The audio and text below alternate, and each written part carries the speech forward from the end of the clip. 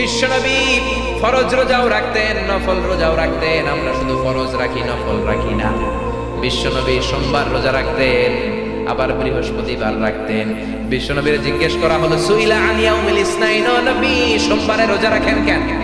বিশ্বনবী বললেন, ফিহি উলিদতু, সোমবারে আমি জন্মগ্রহণ করেছি, তাই শুকরিয়া স্বরূপ রোজা রাখি।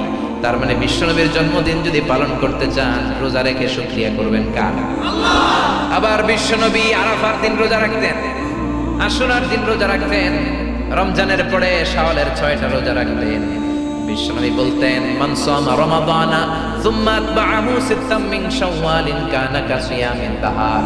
রমজানের ফরজ রোজা রাখার পরে শাওয়াল মাসের 6টা রোজা যে রাখবে, সারা বছর রোজা রাখার সওয়াব আল্লাহ আমলনামায় দিয়ে দিবে।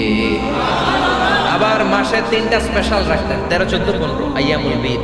তাহলে সাইফুন, তারা যারা রোজা রাখে।